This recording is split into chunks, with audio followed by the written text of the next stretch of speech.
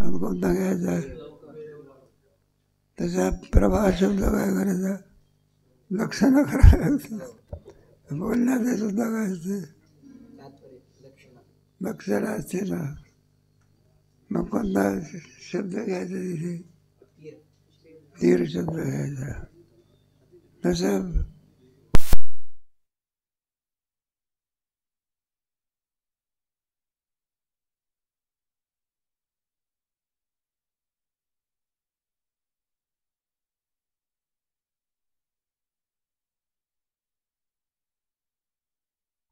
तत् म्हणजे ईश्वर, ते शक्तिवृत्तीने ईश्वर, शक्तिवृत्ती आहे. आणि तो म्हणजे शक्तिवृत्तीने जीव. जो असे शब्द काय करतो? अर्थ नाही, असी असी एकता, एकटा दाखवतो. मग काय झालं? ईश्वर कोण झाला? मग तुम्ही एवढा मोठा ईश्वर आणि त्याला काय करून टाकले?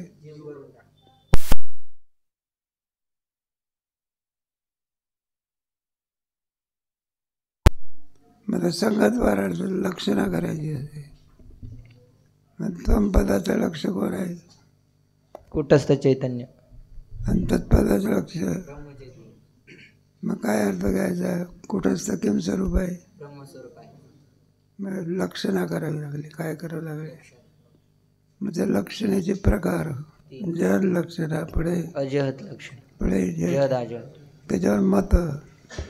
वेदांताचं मत काय आहे? नाही एकाच, नाही एकाचं मत काय आहे? आणखी तुमचे वैयाकरणी भट्ट मताचं 2-3 मतं सांगितले. या वेदांताचं मत काय आहे? नाही एकाचं, वेदांताचं. वेदांताने लक्षण आणि शक्तिवृत्तीची व्याख्या करताना वृत्ती या शब्दाचा अर्थ असा आहे की एखादा पद आहे. पद म्हणजे एखादा नाव असतं. घट हे पद आहे. घट पद, आणि या पदापासून कंबुक्री वादिमान म्हणजे घटाचे आकार जो आपल्याला ज्ञान होतं, घटाचं म्हणजे प्रत्यक्ष घटाचं, या घटरूपी पदार्थाचं जे ज्ञान होतं, म्हणजे पदाची अर्थबोधक शक्ती म्हणजे वृत्ती. आणि त्या वृत्तीचे 2 भेद केले, एक लक्षणावृत्ती आणि एक शक्तिवृत्ती. शक्तिवृत्तीचा अर्थ बरोबर आहे. शक्तिवृत्ती म्हणजे घट हे पद आहे. घट पद उच्चारल्यानंतर श्रवण करणाऱ्याला, घट हा शब्द ऐकल्याच्या नंतर एखाद्या पित्याने पुत्राला सांगितलं की बाळा घट घेऊन ये. घट शब्द ऐकल्याच्या नंतर त्याच्यासमोर घट रूपी म्हणजे कंबुक्रीवादिमान म्हणजे कसा, तर ज्याचा गळा असा अरुंद आहे आणि खाली डेऱ्यासारखा भाग आहे, अशा प्रकारचा पदार्थ त्याच्या स्मृतीत येतो. घट पदामध्ये म्हणजे घट शब्द ऐकला की त्या पदाचा जो अर्थ आहे, जी आकृती आहे, ती त्याच्या लक्षात येते. म्हणजे त्या आकृतीचा म्हणजे घटरूपी पदाच्या अर्थाचा आणि पदाचा जो संबंध आहे, मग त्यालाच वाच्यवाचक भाव संबंधसुद्धा म्हणतात. किंवा पदाच्या अर्थबोधक जे सामर्थ्य आहे, अर्थ पदापासून पदार्थाचं जे ज्ञान करून देणारी जी शक्ती आहे, जे सामर्थ्य आहे, त्यासच या ठिकाणी बलसुद्धा म्हटलं, त्यालाच शक्तिवृत्ती असा वेदांताने अर्थ केला. म्हणजे पद बरोबर आहे. सामर्थ्याला काय म्हणतात? शक्ती. शक्ती म्हणजे घटपद उच्चारल्यानंतर कंबुक्रीवादिमान अर्थाचं ज्ञान करून देण्याचं जे सामर्थ्य आहे त्याला काय म्हणायचं? शक्ती म्हणा. शक्ती काय केली पाहिजे? एखाद्या माणसाला म्हटलं काय तू म्हटलं काय मूर्खासारखा वागतो, त्याला ते लागतं बघा, त्या डोळ्यात काय ते मग शब्दामध्ये काय मांडली पाहिजे? सामर्थ्य काय केलं पाहिजे? आपल्याला आपण जे काही ऐकतो त्याच्यापासून आपल्याला एक हास्यरस निर्माण होतो. कशापासून? नाही का? मग शब्द ऐकल्यावरच हास्यरस निर्माण झाला की नाही? तर एखाद्याच्या कार्याचा गौरव केला तर त्याला काय होतं? ऐकल्याबरोबर आनंद होत असतो. मग त्याच्यापाशी आनंद देण्याची शक्ती काय केली पाहिजे? मनुष्य देहालाच आहे. बघ कोणाला मनुष्य देह केलीच कोण शक्ती व्यक्ती कोण आहे? एखाद्या आणखी गुराख्याने बैलाची स्तुती केली, बैल हसतो का? हसत बैल हसत नाही, बैल काय होत नाही. बैलाला शिव्या दिला तरी काय करत नाही. शब्दाचा अर्थ फक्त मनुष्य देहात आहे. बाकीच्या देहामध्ये आवाज आहे, अक्षर नाही. काय नाही, अक्षर कुठे आवाज आहे मात्र. काय हंबरतात ना, कुत्री बित्री केवढे जोरात हंबरतात. एकाने विचारलं, म्हणलं एक कुत्री का बरं त्या माणसावरती रागवली. म्हणले त्या माणसाच्यामुळे त्यांना कुत्र्याचा जन्म काय झाला, प्राप्त झाला. एखादा कोणीतरी किती एखादा वाईट वागणारा असला वगैरे काही तर कोणता जन्म होईल हे काही सांगता येत. फक्त वाणी कोणत्या देहात आहे?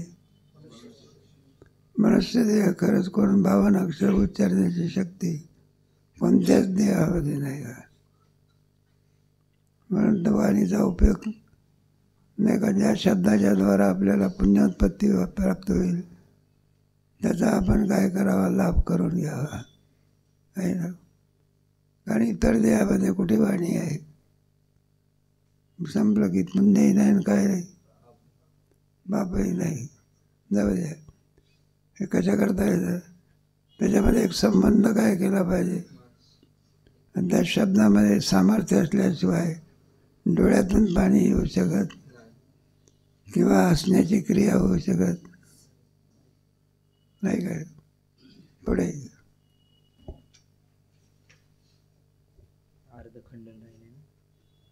नैयिकाचं मत राहिलं ना. नैयिकांचं मत, नैयिक म्हणतात जसं की वेदांताने सांगितलं, पद आणि पदाचा अर्थरूप जो घट पदार्थ आहे, पदाचा आणि पदार्थाचा जो संबंध आहे, पदार्थ म्हणजे खाण्याचे नाही, एखादं पुस्तक हे शब्द उच्चारल्याच्या नंतर प्रत्यक्ष आपल्या हातात असणारं पुस्तक, त्या पुस्तक आणि लिहिलेलं जे अक्षर पुस्तक ह्यांचा जो संबंध असतो त्याला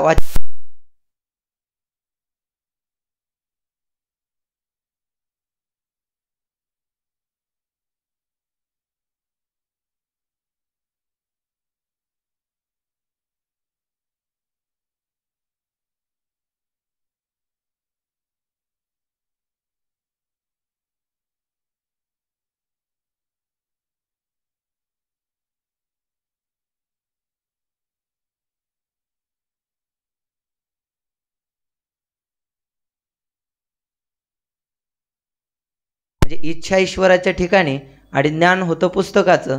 मग इच्छा ईश्वराच्या ठिकाणी असेल आणि पुस्तकाचं ज्ञान प्रत्यक्ष आपल्याला होत असेल तर हे मानणं योग्य नाही. त्याच्यासाठी त्याने वेदांतांनी असं सांगितलं होतं की जसं अग्नी आहे आणि अग्नीच्या ठिकाणी दाह करण्याची शक्ती असते किंवा पाण्याच्या ठिकाणी ओलं करण्याची शक्ती असते, तसं पदाच्या श्रवणाने त्या पदाचा जो अर्थरूपी जो वस्तू आहे, जो पदार्थ आहे, त्याचं ज्ञान व्हावं अशी पदाच्या ठिकाणीच शक्ती असते.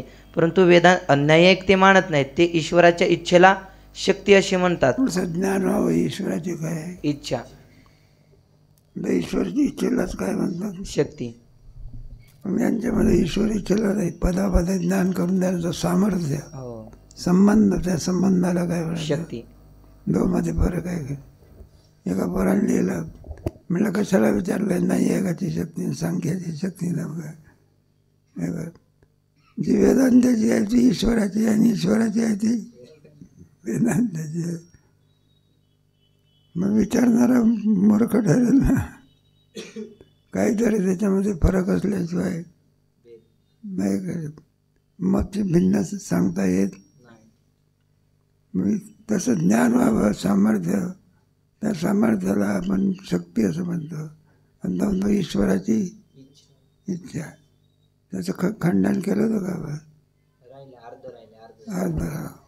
अर्ध सांगायचे. बरं, पुरीपासून घ्या. अर्ध कशाला ठेवायचं, अर्ध पुरंच करून टाकायचं, पूर्ण करून टाकायचं. पूर्ण शंका वाचून श्री गुरूंचा परिच्छेद क्रमांक 60 शक्तीविषयी नैयायिकांचे मत व त्याचे खंडन. शिष्य म्हणतो, महाराज, नैयायिकांनी ईश्वराची इच्छा जी शक्ती मानली आहे तशी शक्ती मानणे मला योग्य वाटते. कारण आपण म्हणता त्याप्रमाणे अग्नीच्या ठिकाणी अग्निस्वरूपाहून भिन्न दाहक शक्ती म्हणून काही निराळा पदार्थ दिसत नाही. काय का दिसतंय भिन्न आहे म्हणून वेगळी ईश्वराची इच्छा म्हणण्यात काही अर्थ नाही. पुढे संलग्न वस्तूचा वह्नी दाह करतो असे प्रत्यक्ष दिसत असता वह्नीच्या ठिकाणी अप्रसिद्ध दाहक शक्ती मानून तिच्या ठिकाणी दाह करण्याची कारणता मांडण्याचा द्राविडी प्राणायाम कशाला? कशाला वेगळी सत्ता मानतात? तत्स्वरूपच काय करा म्हणा. नाही का अग्नीमध्ये एक दाहक शक्ती वेगळी मांडण्याचं काही नाही. त्याच्याकरता एक मणी असतो.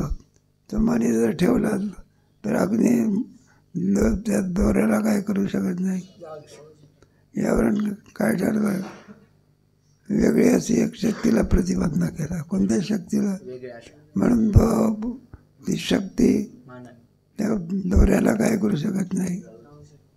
म्हणून एक वेगळी शक्ती अग्नीहून काय केली पाहिजे? पुढे याकरिता पदापासून अर्थबोध व्हावा अशा ईश्वर इच्छेलाच शक्ती मानणे बरे. कोणाचं पद आहे? नाही आहे कसं? पुढे श्री गुरु म्हणतात, शंका दिसण्यात अगदी सरळ आहे, परंतु ईश्वर इच्छा शक्ती मानणे युक्तियुक्त नाही. मणिमंत्र औषधी यांचा अग्निशी संयोग झाला असता अग्नीपासून दाह होत नाही असा अनुभव आहे. एक मणी असतो.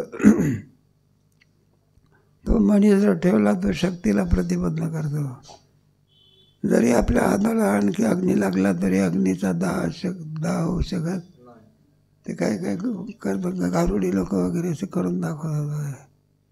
त्यांच्याजवळ ती शक्ती असते. काहीतरी मंत्राची शक्ती म्हणा किंवा काय म्हणा. तर मणी जर ठेवला तर अग्नी त्या दोऱ्याला काय करू शकत नाही. मग प्रतिबंधक मणी असतो. तो ठेवला तर लगेच अग्नी दोऱ्याला काय करतो? जाळतो. त्याने त्या दुसऱ्या मण्याने काय केलं? प्रतिबंध निवृत्त केला. पुढे जे मणिमंत्राधिक प्रतिबंध असताही प्रतिबंधक मण्याचा प्रतिबंध दूर करणारा उत्तेजक मणी अग्नीजवळ ठेविला असता अग्निसंयुक्त पदार्थांचा दाह होतो. अग्नी काय करतो? दाह करतो. पुढे आता असा विचार कर की शक्ती वाचून केवळ अग्नीच दाहकतेचा हेतू असता तर प्रतिबंधक असताही अग्नीने दाह केलाच पाहिजे. कारण दाहकतेचा हेतू तुझ्या म्हणण्याप्रमाणे केवळ वह्नीच असून प्रतिबंधक असताना वह्नीही असतोच. प्रतिबंधक मणी काय करतो? प्रतिबंध करतो शक्तीला. आणि दुसरा प्रतिबंध निवृत्त करणारा असेल तर तो प्रतिबंधाला काय करतो? की लगेच अग्नी काय करतो? दाह करतो. पूर्वीच्या काळामध्ये असं असायचं. पुढे मग तो दाह का करीत नाही? प्रतिबंधकाने प्रतिबंध कोणाचा केला? याचे उत्तर एकच की वह्नीचे ठिकाणी असणाऱ्या दाहकतारूप शक्तीचाच प्रतिबंध केला. म्हणजे कशाचा प्रतिबंध केला? शक्ती आहे तर शक्तीचा काय केला? एखादा ताप आला म्हणजे शक्तीला काय करतो? तो प्रतिबंध करतो ना. उठला तर बसणं होत नाही, बसला तर एवढा मोठा घी जळा एका तासा एक दिवसाचा जरी ताप असला तरी काय करतो? उभं राहायला गेलो तर म्हणलं चक्कर येत असते. कशा करतात? तापाचा परिणाम हा. कशाचा? नाही करतात. ताप प्रतिबंध करतो कोणाला? शक्तीला. लगेच ताप निघून गेला तर जमलं की शक्ती काय करावं लागते? थोडी मानावीच लागते नाही का? पौष्टिक पदार्थ खाल्ले तर अरे पौष्टिक पदार्थ नाही समजत. पौष्टिक पदार्थ आपलं काजू बदाम काय तुमचा शिरा विरा करून खाल्लं. मला इथं शेंगदाणे भेटे ना. काजू बदामचं नाव कशाला गेलं तुम्ही? आहे ना ते आमचे पाटील साहेब होते. फोटो आहे ना. चांगलं धडधाकट होते. ते चांगलं शरीर आम्ही जरा म्हणायचं, म्हटलं आम्ही जोग महाराजाचे पठ्ठे हो. कोणाचे? जोग महाराजाचे. म्हटलं मग आम्ही, म्हटलं तुम्हाला काय मिळते? आमच्या आयुष्यामध्ये आम्ही म्हटलं 1 पोती बदाम खाल्ली असली पाहिजे. किती? मुठभर का? इथं पाहायला मिळणार. आणि एक पोतभर काजू खाल्ला असेल म्हणलं आम्ही. मी कशा करता म्हणलं तू काही खातो का नाही? म्हटलं नुसतं पाहत असतो की खातो. म्हणलं मग काय खातो? म्हणलं शेंगदाणे असतात. मग शेंगदाणे तरी खातो की नाही? पैसे कुठं घेईन मी? कधी जाऊ दे. त्याच्यापासून काय येत असते? शक्तिवर्धक पदार्थ. आपल्या याच्यामध्ये टॉनिक मिळते नाही विकत मिळतं ना, टॉनिक म्हणतात. मी शक्ती गेलेली शक्ती आणि आणण्याकरता डॉक्टर लोक काय करतात? मग टॉनिक लिहून देत असतात. शक्तिवर्धक तर त्याच्यामध्ये शक्ती प्रकरण काय केलं पाहिजे? पुढे प्रतिबंधक मणी असताना उत्तेजक मणी ठेवला तर तो प्रतिबंधक मण्याचा प्रतिबंध दूर करतो. मग अग्नीचे ठिकाणी असणारी दाहक शक्ती संयुक्त पदार्थाचा दाह करते. या अनुभवावरून अग्नीचे ठिकाणी अग्निस्वरूपाहून भिन्न दाह करण्याची शक्ती मांडणे अवश्य आहे. म्हणून शक्तीच्या ठिकाणी, अग्नीच्या ठिकाणी दाह शक्ती काय केली पाहिजे? एखाद्या विषाच्या ठिकाणी, कोणाच्या ठिकाणी मारक शक्ती असते. कोणती? नाही का सर्पामध्ये विष असते, कोणती शक्ती आहे? अमृतामध्ये नाही का अमृत जिवंत करण्याची काय आहे? प्रत्येकामध्ये शक्तीचं प्रकरण आहे ना. शक्तीचं प्रकरण काय केलं पाहिजे? मग एखाद्या तुम्हाला नाही शास्त्रज्ञ लोकांनी म्हणजे रॉकेल असते, पेट्रोल असते, कणात काय शक्ती आहे शोधून काढलं. कशात? आमचं घर्षण केलं की अभिव्यक्त होते, किक मारलं की काय होते? हे जे आहे शास्त्रज्ञ लोकांनी. म्हणून एवढे मोठे जे 1 कोटीची का गाडी असेल ना, पेट्रोल जर नसेल चालते आधी. मग कोणामुळे चालते? एक महाराज होते, ते म्हणायला लागले, म्हणले काय आहे? मग ते म्हणले गाव काय? त्याचं आमची गाडी बंद पडली होती. मग बाबांनी हात लावला की गाडी काय झाली? सुरू झाली. आणि म्हटलं फारच चांगलं आहे. मग आता पेट्रोल पंपावर जाण्याचं काय नाही, पेट्रोल भरण्याचं काय नाही, कामच नाही. मग असं कुठं होत असते? एखादा अपवाद असतो, काय असतं? म्हणजे पेट्रोलमध्ये शक्ती असते, डिझेलमध्ये काय असते? ना ते एखादी आगगाडी असली तिला डिझेलचं काय असते? इंजिन असते. काय केवढा ओढवत नाही त्याचे. तशी विजेमध्ये सुद्धा काय शक्ती आहे? नुसता करंट तरी बसला तरी मला फेकले जात. विजेमध्ये हे सगळे पंखे सगळे कारखाने कशामध्ये चालतात? आता विजेमध्ये काय? पुढे या अनुभवावरून अग्नीचे ठिकाणी अग्निस्वरूपाहून भिन्न दाह करण्याची शक्ती मांडणे अवश्य आहे. मग शक्ती काय केली पाहिजे? मानलीच. पुढे कार्यविरोधास प्रतिबंधक म्हणतात आणि प्रतिबंध असताही जो कार्यसाधक त्यास उत्तेजक म्हणतात. एकाला काय म्हणायचं? उत्तेजक म्हणा. कार्य होत असेल तर उत्तेजक म्हणे. तर त्याला ठेवला तर प्रतिबंधाला काय करत होतो? पुढे जशी अग्नीचे ठिकाणी अग्निस्वरूपाहून भिन्न दाहक शक्ती आहे, त्याचप्रमाणे जलादी सर्व पदार्थांमध्ये आपापले कार्य करण्याची शक्ती आहे. आपले आपले कार्य करण्याची काय आहे? अग्नीमध्ये दाहक शक्ती, पाण्यामध्ये ओलं करण्याची शक्ती, वायूमध्ये सुकवण्याची शक्ती. प्रत्येकातली शक्ती काय केली पाहिजे? ती शक्ती आपापलं काय करते? काम करते. पुढे शक्ती असल्यावाचून कोणताही पदार्थ कोणतेही कार्य करीत नाही. मनुष्य स्वरूपाहून त्याचे ठिकाणी असणारी शक्ती म्हणून निराळा असा पदार्थ दिसला नाही तरी त्याने केलेल्या कार्यावरून त्याचे ठिकाणी असणाऱ्या शक्तीचे ज्ञान कोणासही होते. मानलेच पाहिजे.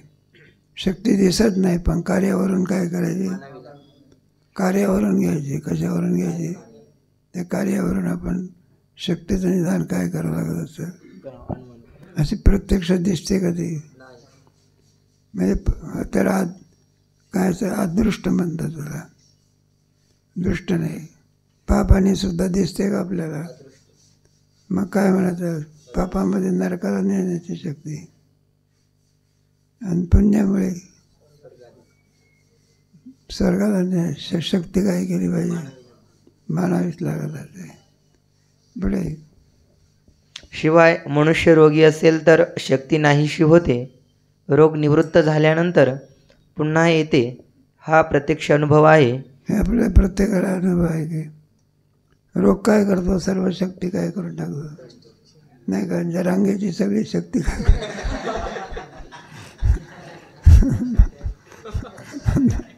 उपास करावतो, शक्ती काय आता ते उभं राहणं होईना, म्हटलं बोललं होईना वगैरे सांगत होते.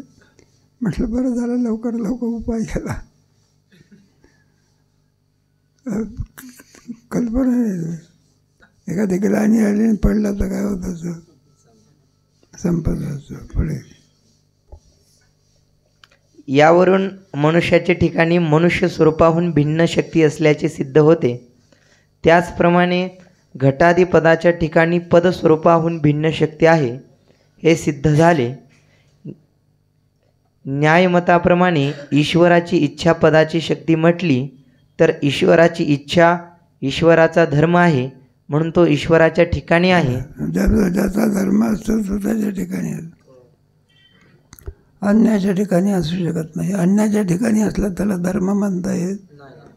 तिखट लागणे हा मिरचीचा काय, खारट लागणे हा मिठाचा काय, आंबट लागणे हा लिंबाचा काय, तो धर्म त्याच्या ठिकाणीच असतो, अन्याच्या ठिकाणी असू शकत. आणि जर तो असेल तर त्याला त्याचा स्वभाव म्हणता येत. पुढे ती ईश्वराची इच्छा पदाच्या ठिकाणी नाही, असे असता ईश्वराची इच्छा पदाची शक्ती म्हणणे हा न्यायमतात मोठा अन्याय आहे. ईश्वराची म्हणायची आणि कोणाच्या ठिकाणी लावायचं, अग्नीच्या ठिकाणी. मग ईश्वराची शक्ती कोणाच्या ठिकाणी राहील, नाही ईश्वराच्या ठिकाणी नाही का. अन्याच्या ठिकाणी म्हणणं काय, कारल्याच्या ठिकाणी गोडी असते म्हणणे गोडीचा अपमान करण्यासारखा नाही का. कारलं कसं लागणार, साखर कशी लागणार. जो ज्याचा धर्म असतो तो त्याला सोडून कधी राहू शकत असं आहे, कारण तो त्याचा धर्म आहे.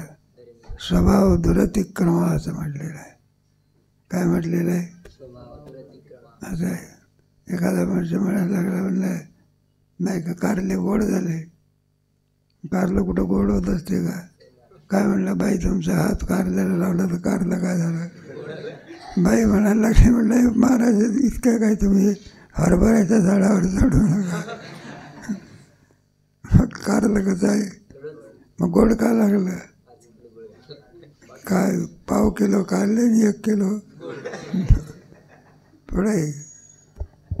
आता वैयाकरणींच्या मताने शक्तीचे लक्षण सांगतो. हे थोडं मत आहे ना, हे थोडा स्फोटवाद म्हणतात त्याचा, अनावश्यक आहे, काही त्याचा काही संबंध नाही. पण इथं दिलेलं आहे आपल्या ह्याच्यामध्ये हे शक्ती प्रकार. हेच तर तुम्हाला झोप आणत होतं. मला हे वाटतं मत, हे काही विशेष नाही. पण आपलं हे तरंग संपला म्हणजे मग ते मत घेऊ आपलं. कोणतं मत, एक वैयाकरणात स्फोटवाद आणि कोणता असं तादात्म्य संबंध म्हणतात त्याचा शक्तीच्या बाबतीमध्ये. हे नाही आहे का तर आपल्या भाट्ट मत त्याला म्हणतात. थोडं आपलं हे बाजूला करू, वेदांताचंच मत घेऊ. कोणाचं, वेदांत. काही नाही, ते थोडं येत आहे. तुम्हाला पहिले सांगितलं ना, ते अत्यंत सूक्ष्म आहे म्हणून. बरं आहे, अत्यंत सूक्ष्म पुढे वेळ मिळाला म्हणजे काय करू आपण, घेऊन टाकू आपण ते बाटमात. थोडं बाकीची मतं घेतली म्हणजे थोडं प्रवेश होतो त्या मतामध्ये. मग ते बाटमत आहे ना, खंडणी तसंच आहे बरं. ते घ्यायला लागल्यानंतर मला दरवर्षीचा अनुभव आहे. पोरं झोपायला सुरुवात करतात. त्याला हे झालं म्हणजे आपल्याला घेऊन टाका, पण तरंग संपला म्हणजे वाचा. परिच्छेद क्रमांक 64 लक्षणीचे भेद. 64 तरंग 6. एक जहल लक्षणा ज्या ठिकाणी पदाच्या वाच्यार्थाचा सर्व त्याग करून वाच्यार्थाच्या संबंधाचे ग्रहण करावे लागते ती जहल लक्षणा होय. जहल लक्षणा म्हणजे हा जहात आहे. वाच्यार्थाचा काय करायचा, त्याग करायचा. तत्संबंधी काय करायचा, ग्रहण करायचं, अन्याचं ग्रहण करायचं. त्याला जड लक्षणं समजतात. उदाहरण द्याला तुमच्या ह्याच्यात गंगायाम घोष, गंगायाम सप्तमी आहे ना, आहे ना. घोषा म्हणजे एक प्रथमा विभक्ती एकच वाडा. घोष म्हणजे राजवाडा आहे. आणि कुठे कोणाच्या प्रभावावर ते गंगेच्या पाण्यावर कुठे घर बांधता येईल का, नाही.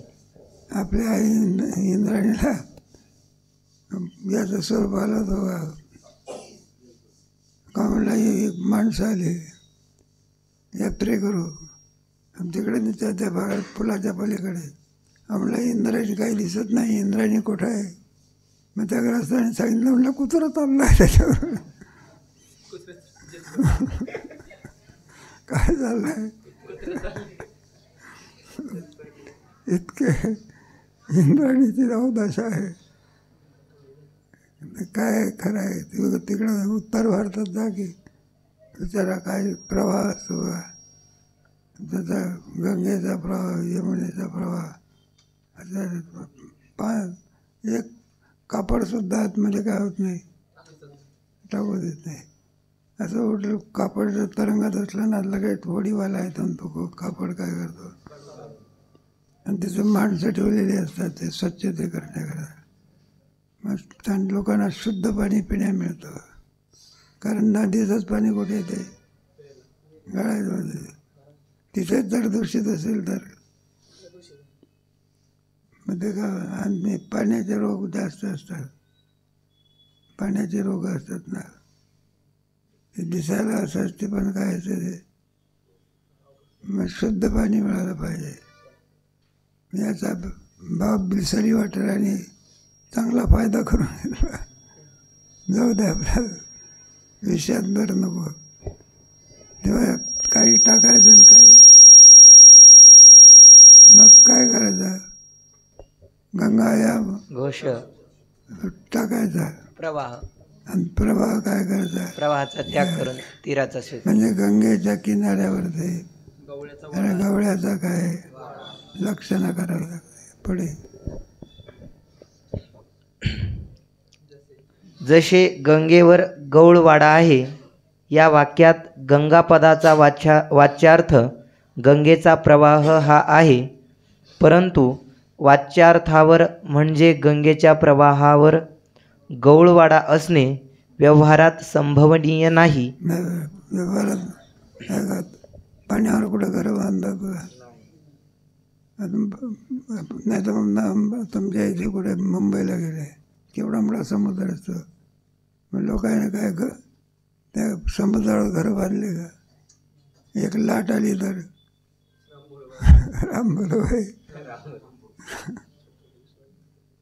हा जमिनीवरती मान्य आहे. कुठे पाण्यावर कुठे बांधता येईल का, हवेवर घर बांधता येईल का. एक म्हणायला लागला बांधता येत नाही तर विमान उडतं घेऊन. विमान कोणावर आहे, अरे विमान चाललं आहे वरून, कोणावर आहे ते.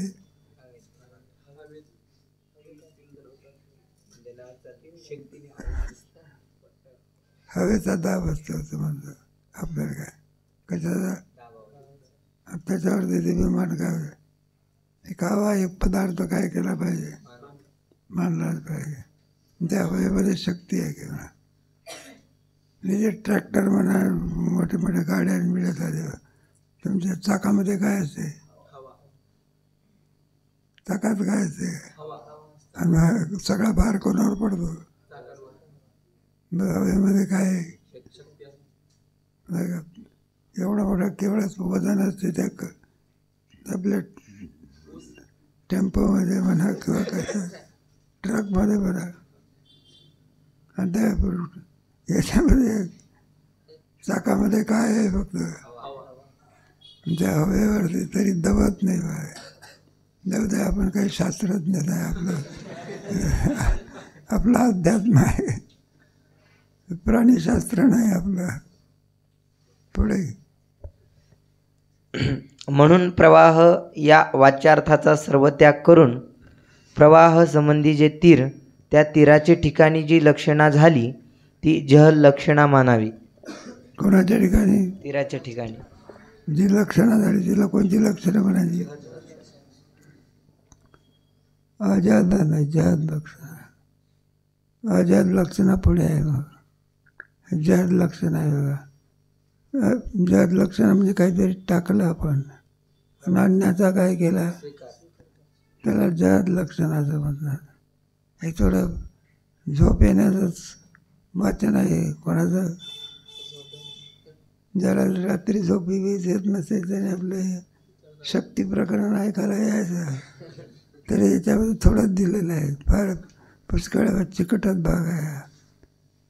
मग थोडं दिलं हेच तर म्हणलं चांगले उपकार आहे की आहेच तेच ते पुढे झालं. जहद लक्षणा पण काय आहे, तुमच्या जीव ब्रह्म ऐक्य करता तत्वमसी वाक्याला उपयोगी पडतो बा. नाही तर तत्वमसी वाक्याचा जीव ब्रह्म ऐक्य हा काही निघत नाही, अर्थ निघत नाही. काही दर्शनकार लोक आहे ना, नाही म्हटलं ते काही नाही. जीव काय राहतो आणि ईश्वर काय राहतो, दोहाचा भेद होऊ शकत याचे लक्षणा करण्याचं काही नाही. वाच्यार्थ घेतात, कोणता घेतात ते लक्षण. आणि वेदांताला काय करावं लागलं, लक्षणाने अर्थ निघतो, वाच्यार्थाने अर्थ निघत पडे. यात गंगापदाच्या शक्तिवृत्तीने प्रवाहाचे ज्ञान होते. म्हणून गंगापदाचा वाच्यार्थ जो प्रवाह याचे प्रथम ज्ञान होते, परंतु वाच्यार्थ ग्रहणाने वक्त्याच्या तात्पर्याचा निश्चय होत नाही. म्हणून वाच्यार्थ जो प्रवाह त्याच्याशी संबंध असणारे जे तीर त्याचे गंगापदाच्या लक्षणावृत्तीने ज्ञान होते. वाच्यार्थाने काय नाही, अर्थ विसंगत निघतो, काय निघतो, म्हणून मग अनुभवाला जुळायला पाहिजे. कशाला? म्हणून काय करायचं, त्याच्यामध्ये वाच्यार्थ टाकून द्यायचा. आणि वाच्यार्थाच्या कोणता घ्यायचा, लक्षार्थ घ्यायचा. ज्यात लक्षणा हा ज्याती म्हणजे टाकणे, मग प्रवाह वाच्यार्थ टाकायचा आणि तीरा वाच्यार्थ लक्षार्थ काय करायचा, घ्यायचा. याला म्हणत असतात ज्यात लक्षणा. पुढे यात वाच्यार्थाचा सर्व त्याग आहे, म्हणून ही जहल लक्षणा म्हणावी. त्याला जहल लक्षणा असं म्हणतात. वाच्यार्थाचा त्याग करायचा, लक्षार्थ घ्यायचा. आता पुढे अजाद लक्षण येईल. अजाद लक्षणा म्हणजे टाकायचं नाही, उलट काय करायचं. पुढे वाचा. 2 अजहल लक्षणा. वाच्यार्थासहित वाच्याच्या संबंधीचे ज्या पदाने ज्ञान होते त्या पदाचे ठिकाणी अजहल लक्षणा समजावी. जसे श्वण धावतो, श्वान धावतो, श्वण नाही श्वान, श्वण धावतो संस्कृत शब्द आहे. तांबडा धावतो या वाक्यात श्वण पदाची तांबड्या घोड्याच्या ठिकाणी लक्षण आहे. श्वण धावते म्हणजे तांबडा घोडा काय होतो, धावतो. आता याच्यामध्ये अजाद टाकायचं नाही, काय नाही, वाचा काय टाकायचं नाही वाचा.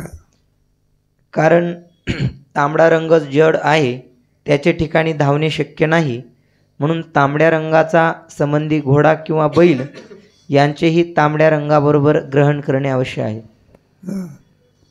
कारण तांबडा रंग कसा आहे, जडाच्या ठिकाणी क्रिया नसते.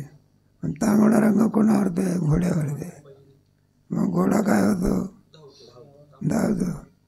मग घोड्याच्या ठिकाणी असलेला तांबड्यापणा टाकता येतो का तो आपल्याला? मग अजात म्हणजे म्हणजे नाही, जात म्हणजे टाकता येत नाही. क्षणो शब्द घेतलेला आहे त्याच्यात, क्षणो धावत आहे. एक शंका केली आहे आपल्या ह्याच्यामध्ये. घोड्याला रंग असते ना, काळा, पांढरा आणि लाल, तीनच रंग दिले कोणाला, बाकीचे रंग नाही. पिवळा रंग घोडा दिला आहे का, हिरवा रंग दिला का, पशुला काय दिलं आहे? हे तीन रंग दिले आहे, काळा, पांढरा आणि तांबडा. आणि पक्षाला हिरवा रंग दिला आहे. पोपट कसा असतो आणि चोच कशी असते त्याची, पिवळा रंग कोण दिला आहे?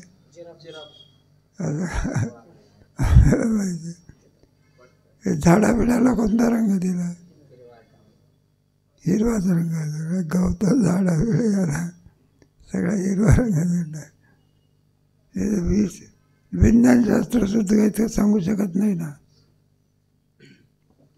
नाही, हे रंग आले कुठून? विज्ञानाला सुद्धा काय करता येईल. बरं, एखादा आंबा पिकण्याच्या पूर्वी कसा असतो, मग काही दिवस गेल्यानंतर तो काय होतो, पिवळा होता. असे छटा दिसतात त्याच्यावरती, लाल काय दिसतं. म्हणलं हिरवा रंग जाऊन लाल रंग आला, पिवळा रंग आला कसा. अजून इथनं पुढे गेलं पण हे सुद्धा काय करू शकत नाही. शेवटी ईश्वराला शरण जावं लागतं. कुठे ते ईश्वराची सृष्टी आहे ना. मग ते कसं होते, काय होते, याचं गणित कोण सोडवतो? ईश्वर आहे. जाऊ दे पुढे. वाच्यार्थ रक्तगुणाचा त्याग न करता वाच्यार्थ संबंधी आश्चर्याचे ग्रहण आहे, म्हणून ही अजहल लक्षणं आहे. बरं, त्याला कोणता म्हणायचं? आश्रयाचे शब्द पाहिजे आहे ना. तांबडा रंग आश्रय आहे ना. आश्रय शब्द पाहिजे. आश्चर्य झाले, आश्चर्य, आश्रय पाहिजे ना तिथं. पुन्हा वाचा. वाच्यार्थ रक्तगुणाचा त्याग न करता वाच्यार्थासंबंधी आश्चर्याचे, पण आश्रयाचे पाहिजे ना. आश्रय, आश्रय ना. हा, पण इथं आश्चर्य झालंय.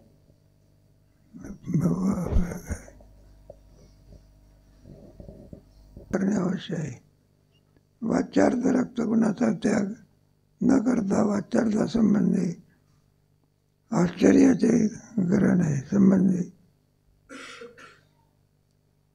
आश्रय पाहिजे तर आश्चर्य नाही का. पळत असतं तर म्हटलं असतं आश्चर्य.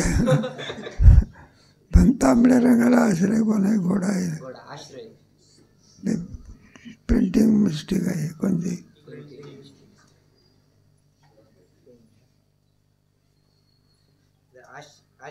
आश्चर्याच्या ठिकाणी आश्रय करून घ्या.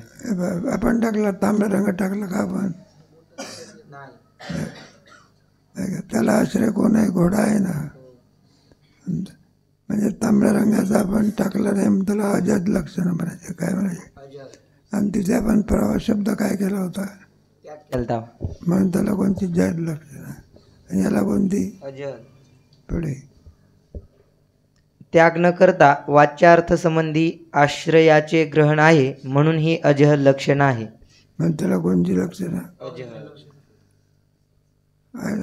गाडी जाऊन थोडं वाचा आहे. घरी जाऊन म्हटलं थोडं काय करा, हे थोडं कधी ऐकण्यात येत नाही ना. भक्ताच्या गोष्टी वगैरे जसे ऐकता येतात, भक्ती कर्म वगैरे, तसे तत्वज्ञान म्हटलं आणि त्याच्यात पण शक्ती प्रकरण कोणतं. आपल्याला शक्ती माहिती आहे, पण ती भक्ती शास्त्रातली शक्ती माहिती आहे. हरिउच्चारणे ही शक्ती कशातली आहे? भगवंतामातली काय काढली शक्ती आहे नाही. नुसती पापनिवृत्तीची शक्ती आहे का आणखी?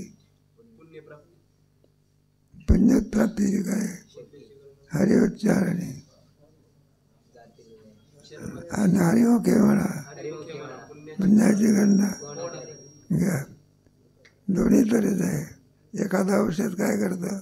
रोगही निवृत्त करतं आणि पुन्हा काय करतं? एखादं अशी भगवान नावातली शक्ती आहे. पुढे 3 जहदाजहद अथवा भागत्याग लक्षणा. जेव्हा पदाच्या वाच्यार्थातील काही भाग ग्रहण करून काही भाग त्याग केला जातो तेव्हा जी लक्षणा होते तिला जहदजहद किंवा भागत्याग लक्षणा म्हणतात. काही टाकायचं आणि काही टाकायचं आणि काही स्वीकारायचं. आपल्या काही टाकायचं जड लक्षणा, काही जड लक्षणं टाकायचं, काही घ्यायचं अजड लक्षणं, आणि काही टाकायचं आणि काही घ्यायचं भागायचं. काय काय आपल्याला एक कल्पना करा, एका आंबा खायचा असला मग आपल्याला सगळा आंबा खायचा असो का काही टाकायचं असं त्याच्यामध्ये? मग टरफला काय करायची? टाकायची. कोय काय करायची? आंब्यातला रस काय करायचा? का रसही टाकून द्यायचा का? रसचं काय करायचं? कोणती लक्षणं? एखादा केळ आहे, आपण टरफल काय करतो? केळ घराचा काय करतो आपण? कोणती लक्षणं ती? भागत्याग लक्षणं. तशीच आहे. वाच्यार्थ काय करायचा? नाही, जड लक्षणं पूर्ण टाकायचा. तत्त्वमसी महावाक्यामध्ये वाच्यार्थ काय करायला लागतो? त्याकडून मग लक्षार्थ टाकायचं का? नाही. मग कोणती लक्षण? तत्त्वमसी महावाक्य नाही सांगता येत. तत्त्वमसी महावाक्यामध्ये भागत्याग लक्षण आहे. त्वम पदाच्या वाच्यार्थ ईश्वर त्याचा त्याग आहे आणि लक्षार्थ जे ब्रह्मचैतन्य त्याचा स्वीकार म्हणजे भाग आहे. आणि तत्पदाचं झालं ते ईश्वर आणि ब्रह्मचैतन्य. आता त्वम पदाचा वाच्यार्थ जीव आणि लक्षार्थ कुटस्थ चैतन्य. यामध्ये वाच्यार्थ जो जीव आहे त्याचा त्याग आणि कुटस्थ जे लक्षार्थ आहे त्याचा भाग नाम स्वीकार, अशी भागत्याग लक्षण. भागत्याग लक्षण आहे. चैतन्य भागाचा भाग घ्यायचा आहे आणि जड स्वरूप काय करायचं? टाकायचं. कोणती लक्षणं? आता हे भाग तुम्ही तत्त्वमसी महावाक्यामध्ये वाच्यार्थ काय करतो आपण? लक्षार्थाचं काय करतो? काय करायचं? दोन्ही याच्यामध्ये. कशामध्ये? जीवपदामध्ये आणि ईश्वर पदामध्ये. त्याच्यामध्ये आपण लक्षार्थाचा काय त्याग करतो का आपण? मग लक्षार्थाचं काय करतो आपण? स्वीकार करतो. काही टाकायचं आणि काही भागत्याग लक्षण असं म्हणतात. जहाद जहाद अजहाद लक्षण असं म्हणतात. पुढे जसे तो हा पुरुष आहे या वाक्यात भूतकालात आणि अन्य देशात पाहिलेला जो त्यास तो असे म्हणतात आणि वर्तमानकाली समीप देशात असतो त्यास हा असे म्हणतात. तो हा पुरुष आहे. तुम्ही कुठेतरी त्याला काय केलं? काशीला पाहिला आणि तोच कुठे भेट दिसला आळंदीला. मग आपण काय म्हणतो? तोच कोणता पुरुष आहे? हा, तो हा माधव भगवान. तो हा. त्याच्यामध्ये भागत्याग लक्षणं चालते. काही टाकायचं आणि काही घ्यायचं. पुढे असा तो आणि हा या पदांचा वाच्यार्थ आहे. अशा पदांच्या वाच्यार्थाचे ग्रहण करून वाक्यार्थ असा होतो की भूतकाल आणि अन्य देशसहित तो, वर्तमानकाल आणि समीप देशसहित हा आहे. परंतु असा सामुदायिक वाक्यार्थ संभवत नाही, कारण भूतकाल आणि अन्य देश, वर्तमानकाल आणि समीप देश यांचा विरोध आहे. एकाच वेळा एकच काल असतो. एकाच वेळा दोन काल नसतात. भूतकाळ आहे त्यावेळेला वर्तमान काळ नाही, भविष्यकाल नाही. भविष्यकाल असेल त्यावेळेला वर्तमान काल नाही, वर्तमान काय नाही, भूतकालही नाही. कारण परस्परामध्ये काय आहे, विरोध. विरोध आहे काही. मग त्याच्यामध्ये एखादा काशीला पुरुष पाहिला कोणता काल, काशीला स्थळ कोणतं आहे, काशी. काशी ज्या वेळेला पाहिला तोच पुरुष, काळ भूतकाळ, आणि तो कुठे आता या कालामध्ये कुठं दिसतो, वर्तमान काळी. वर्तमान कालामध्ये दिसतो. याचं काय ग्रहण कसं केलेलं आहे विभाचा, कारण भूतकाल, पुन्हा वाचा. कारण भूतकाल आणि अन्य देश, वर्तमान काल आणि समीप देश यांचा विरोध आहे. भूतकाल आणि अन्य देश, वर्तमान काल आणि समीप देश. ज्यावेळेला पाहिला त्यावेळेला कोणता काल झाला होता, भूतकाळ होता. आता हल्ली कोणता काळ आहे. वर्तमान काळ एकाच वेळा दोन काल राहू शकत नाही, परस्पर काय आहे, विरोध. विरोध आहे. पुढे म्हणून दोन्ही पदांचे ठिकाणी देशकाल एवढा वाच्यभाग त्याग करून वाच्यार्थांपैकी पुरुष भागाच्या वाच्यार्थांच्या ठिकाणी भाग त्याग लक्षणा होते.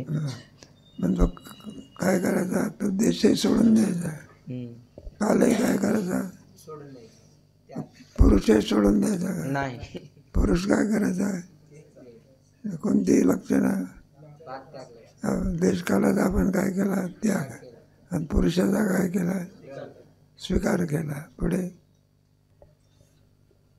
झाले. परिच्छेद क्रमांक 65 त्वम पदाचे वाच्यार्थ निरूपण. आता कशाचं नियोजन आहे, पदाचं वाच्यार्थ सांगायचं आहे ना. तत्वम. द्वादशी आहे म्हणा, आज ठकून आलेला राहिलेला विषय कधी सांगू.